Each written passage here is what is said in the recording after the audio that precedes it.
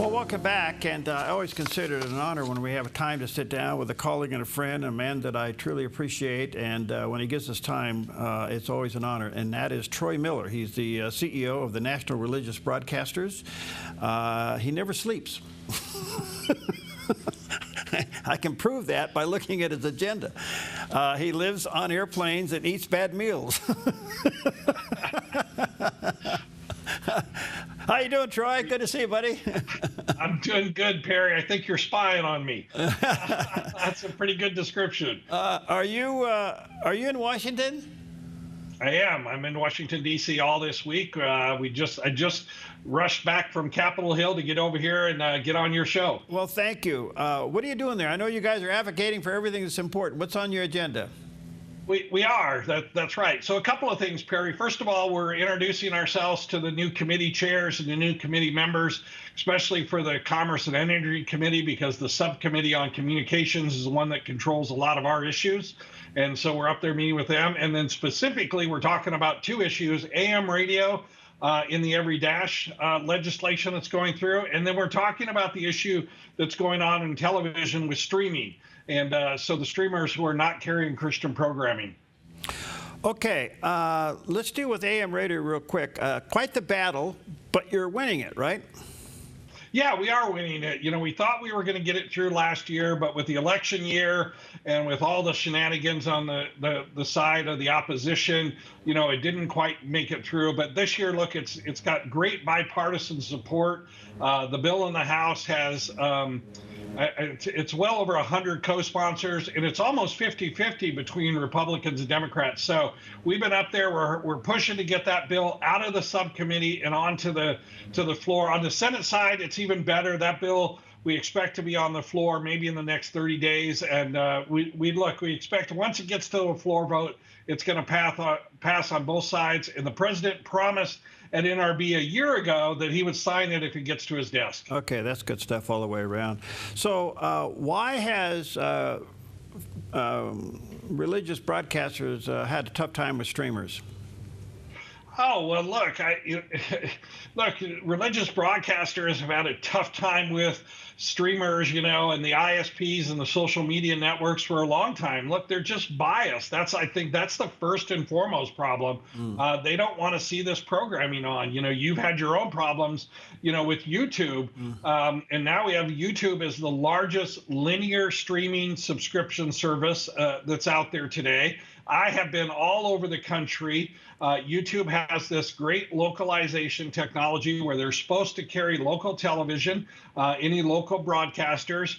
I haven't been in a city yet where they've had the local Christian broadcaster that's carried. They have the local ABC, NBC, CBS, ION, you know, you name it, PBS is on there, but not the local Christian broadcaster. So we're bringing this to the attention up in Congress as they look at this. This is all about public interest programming. This is all about educational programming. This has nothing to do with what's going on the commercial side, and that's what we want them to understand. Okay, good stuff. Quite the change at the FCC. You got to be encouraged. How are you seeing it? Yeah, we're very encouraged. We've always been a big supporter of Commissioner Carr and now Chairman Carr. He's taken a lot of the issues we covered with him when he was a commissioner, and he's brought those to the forefront. Matter of fact, he's the one looking into this whole issue of YouTube, of Google's parent company, you know, Alphabet out there not carrying conservative programming and not carrying religious programming.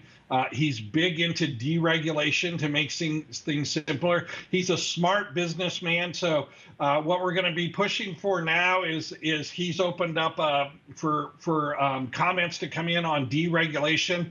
So we're working on that. And then we want to see the third Republican commissioner get approved also through the Senate so that, you know, Carr can get his agenda moving forward. I had a couple things on that point there, Troy. Deregulation is, you know, I'm sure we all have our list of things we'd like to see go away. There's no question about that. But I guess the other thing that I want to come back to is, does the FCC have power over these platforms that aren't licensed? So that's a big question here, and we've talked about that in our meetings up on the, in the House office buildings, and we're talking about that with the FCC themselves, because they do definitely have authority over the ISP providers, the internet service providers, but we don't think it's fair that these folks that were under the regulatory licensing environment as a cable system, as a telco, or even a satellite, that they can suddenly, especially for cable and telco, that they can suddenly, just by declaring themselves a streamer with no real change in their technology or their infrastructure, they declare themselves as streamer, and then they're free all of a sudden of all the regulations that they were under the 2 minutes before they did that. Because the other part of that, those of us who survived barely repacking, at the end of the day, they got some of our frequencies that do what they do. That's right. That's exactly right. They got a lot of those frequencies to do. And look, at the end of the day, it's the same exact infrastructure. It's the same exact technology that they were doing. Why does their designation all of a sudden change that? Well, yeah. So to me, I understand it's a fine line. Don't get me wrong. I don't like to see government more intrusion, but this is a really area here that we got to take a look at, because it's just not fair. It's not an equal platform. No, it's not. It's not. Two things, Perry. One, it's not an equal platform. And two, look, all the way back to the original Cable Authorization Act, the Congress said it was important for public interest programming, and educational programming was never going to have a leg up over commercial programming. And Congress knew that. So they made these provisions within the law for educational, for public interest programming. Why are those provisions suddenly being ignored?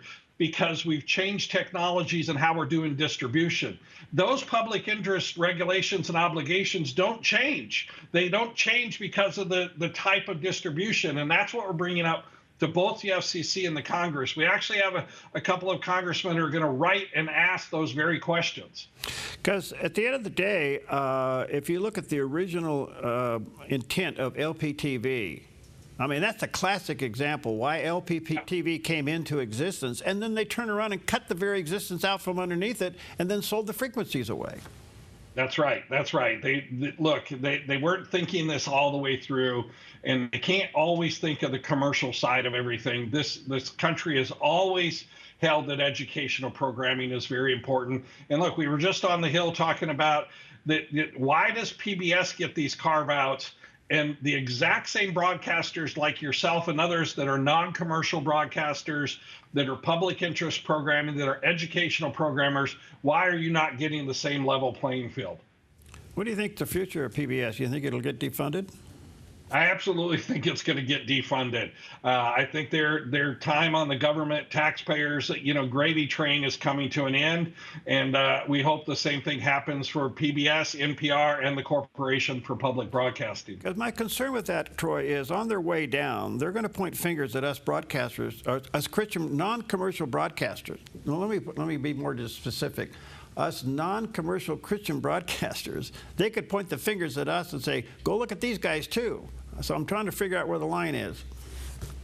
Well, the line is not, it's in the government funding. And look, these guys have the special carve-outs. We don't have any special carve-outs. Right. We didn't get a carve-out for multicast must carry. We didn't get a carve-out that gives us 18% less in royalties payments. We didn't get those carve-outs. We don't get any money from the Corporation of Public Broadcasting to produce documentaries and television programming. Troy, amen. I'm so glad you're there. Thank you, brother. That was a great answer. Where do you think censorship's going to go in the future with this new commissioner? Well, look, he's all over this censorship issue. Not only him, we're so happy what he's doing. We're happy he wrote the letter to, Alphabet asking about their latest. One of our associate members is Great American Media, and they do great, family-friendly program. They're Christian-friendly. They're going to have a great Easter special out. And yet YouTube won't even give them the time of day to get that on there. And they're not even asking for any carriage fees. They just want to carry this channel. And so I think the commissioner is going to look at that. He's going to look at other issues we brought up to him. as well. And then we're really excited to find out what, Pam Bundy at the Attorney General's office is going to be doing with her weaponization of government task force. I think they're going to go in deep. And look, your question earlier, the FCC can do so much.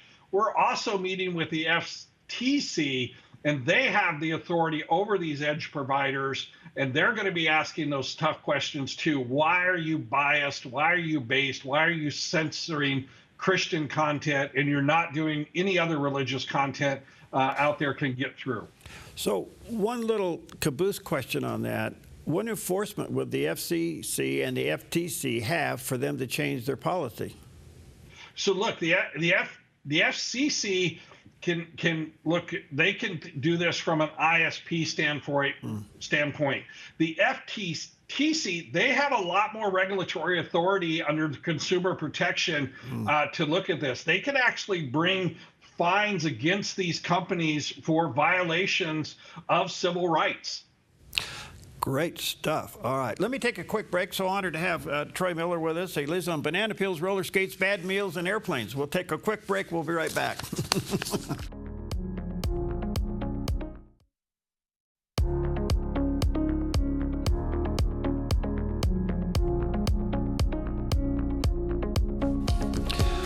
Okay, welcome back. Such an honor to have with us today Troy Miller, President and CEO of the National Religious Broadcasters. We're Skyping him in live from Washington, D.C. He's there on the Hill working on our behalf, and so grateful that he is there with his team. Troy, I didn't see at the NRB. It killed me. I couldn't be there this year.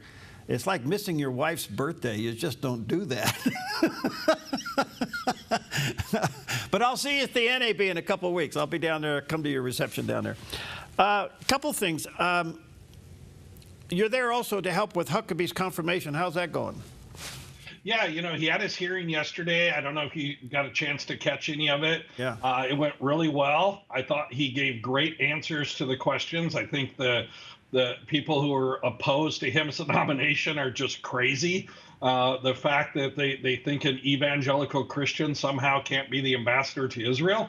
All of my friends in Israel, in both the Israeli government and in the, Israeli organizations, and the Orthodox Jews there, they're all very supportive, very happy for him to be this. This is just the left. They hate Israel, and I don't think they would want anybody to be the ambassador. But look, we think he did a great job. He's going to come out of this nomination, hopefully get voted on later this week, and get headed to Israel for all the great work he's going to do there. All right, I want to come back to the heart of everything here, and that is the heart of the NRB, and what we do there is collectively together as broadcasters and media people. If there's ever been a time and opportunity for us to be on the air and on the platforms is now, and in spite of the fact that there's been a turnaround in administrations, there's still a unstabling anxiousness to our culture. And we know that the gospel is the answer. How do you see that in the future for us as an organization? Look, I think it's so important. That was one of my key messages at NRB this year to all the communicators and to the audience out there. This is our time. This is a time that God has set for us. Humanity has never lived in a period like we live in now, where we can instantly communicate around the globe. Anywhere we're at by just simply grabbing the cell phone out of our pocket. We can be on the internet, we can be on tools like this, we can be on others, and we can communicate. And this is a time where I think all of us need to understand, not only us that are, quote, professionals in this area, but everybody out there who's, even just on social media. There was a recent study said the average person on social media can influence over 480 people. That's a lot of people. The average church size in America is only about 120. So you're almost 4 times that. So look, it's a great time to do it. It's a great price point, but we have a great responsibility as well, Perry. We have to uphold, all of the moral tenets and the ethics that we hold so dearly in what we do. The mainstream media and mainstream broadcasters, they have lost the public's trust. And we know we have a lot of negative things about the church, but still, the church has a far higher trust than most institutions, and we need to work at our best and our hardest to keep that trust out there. Yeah, that's so well said. By the way, how is Christian media internationally? Christian media, internationally, Christianity right now has a lot of headwinds against it. Whether it's in Africa, nations across there where we're seeing a lot of heightened persecution. Of course, we've seen it across the Middle East. India's a really bad spot right now for Christians. But Christian broadcasting is flourishing and listenership is up. Again, because the phones are so prevalent now in different societies, other societies, the phone is the major financial tool that they have. It's how they pay their bills, how they connect. So now they have access to Christian messages that they've never had before. So look, there's a growing interest. We've seen that Bible sales around the world are up. They're up here in the U.S. and access, or people going to different Christian websites, those have all been up as well. So coming back to some basic things here, for those of us who have been in this a long time, we've seen the evolution of things come and go. We thought, well, the cassette was going to put radio out of business. We thought, a digital was going to do away with television and radio. But it seems to be it's not. Don't get me wrong. The audience is split because it has more places to go. But radio and television, basically, even OTA, is very stable. It is. OTA has actually grown. That's over-the-air television, for people out there. It's actually grown. There was a recent study that came out by TV in the TV magazine industry that said that over-the-air, reception, households that had only over-the-air, that grew from 18% to 26% over the last 8 years. So that's actually grown as the cord cutters are out there. There's, I think in my home market, Nashville, there's 30-some channels you can get just over the air with an antenna. So as the rising cost of both cable and streaming, streaming was kind of this whole, everybody thought, oh, streaming's all cool.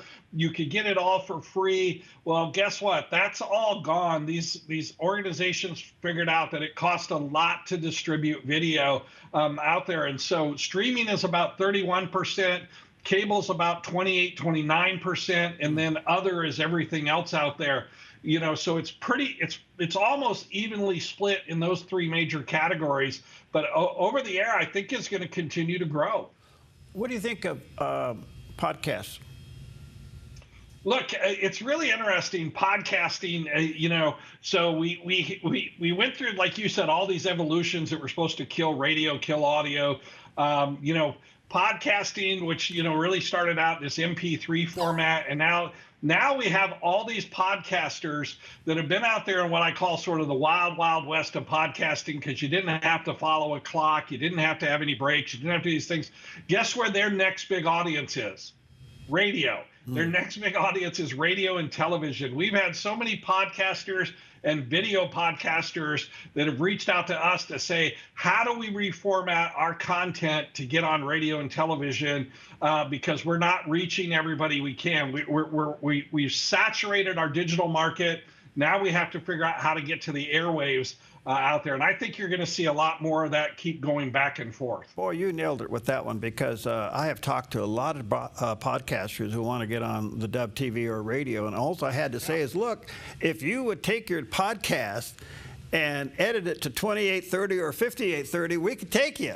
But when you go for a couple of hours in these unnamed times, you got to get it in within our format and it'll work. And then there's the future for fresh programming.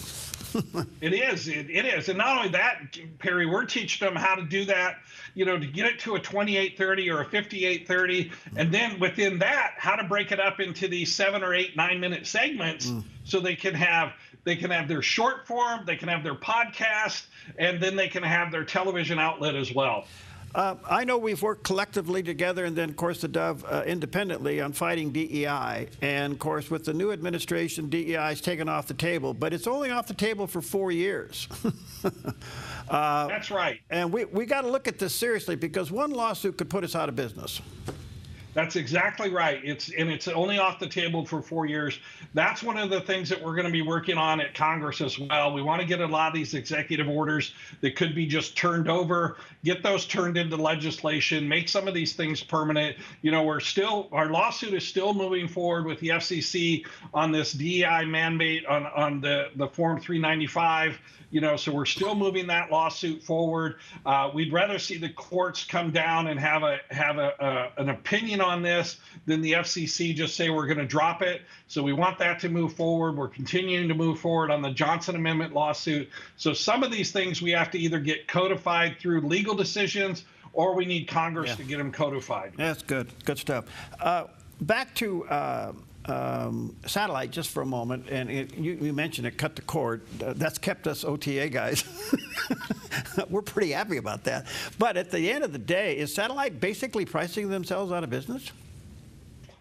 Yeah, I think so. I think satellite, but look, I think satellite's a good, argument for why the ownership issues and some of these other issues need to be readdressed, because as technology changes, we need to make sure the laws and the regulations change. It's too expensive, to keep putting these satellites up. There's cheaper methods to do the distribution. So both the two major satellite companies, Dish Network and DirecTV, they're both moving to digital platform models. They're not launching new satellites. And again, we're going to be blocked out if we can't get the regulatory environment and the laws to follow these changes. Okay. And then lastly, Troy, again, thank you for your time today. I know you're really busy. Looking ahead, what's God telling you about the NRB and down the road? But look, I think, as you said, we have to take advantage of this friendly, government environment that we're in right now. We have to make sure we can get as much done as possible under this time. But look, I am so excited. I mean, one thing I think, Perry, that people walked away from NRB with was a real hope and an energy. As you said, the only thing that's going to change society, the only permanent change, the government might make everything easier for us to do business, easier for us to communicate, but they're not going to change the hearts and minds of people. They're not going to help people with that longing there. That's what God has called us as Christian communicators, pastors, and individuals to do. Share the gospel, and my hope is that we will see that just proliferate across all of these mediums, that more and more people are going to be sharing the gospel and helping people find the hope that they can only find in Jesus Christ. Well, that's so beautifully said. And then lastly, you talked about with the change in leadership and format there with the FCC and Chairman Carr, which we're also happy for, and working on deregulations. What regulations would you like to see go away? Well, look, I think there's an overburden, again, on some of the public file mechanisms that go on there, the amount of, filings you have to do if you own multiple stations. You have to do individual ones, even though you're a station group, and it's all time consuming. I talk to a lot of operators like you out there, and they say, look, our public file gets accessed once or twice a year at the most. And so we're looking at those. And again, we're asking you all out there too. There's just a number of things that can make your environment a lot friendlier, can make it easier to apply for must-carry, easier to renew your licensing, all of those things. Look, we're deregulate, and get rid of not only the burden of that, but also get rid of the cost of it. Well, yeah, since all of this got moved over to electronic filing, I got to ask the question, is anybody there in the commission really reading this stuff? No, they're not. And, at the end of the day, you're worn out. A third of my time is keeping our network compliant. I didn't sign up for that part. That's right. That's right. So what's ahead? What else are you doing today before I let you go? What are you doing on the Hill today? Oh, look, pray for us. We're going to be up with the Speaker of the House this afternoon. So we're going to be talking to the Speaker about, the AM radio issue, and then just in general, all the things we have going. He's doing a great job. So we really, really love the work he's doing. Well, Troy, thank you, friend.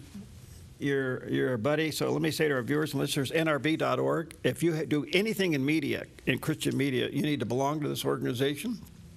NRB.org. You can go there, snoop around on the website and find a lot of things that I'm sure that will be very informing and attractive. Become a member, NRB.org.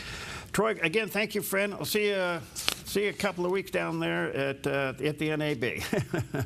See you at the NAB. Thanks, Perry. Keep up all your good work. Thank you, buddy. God bless you.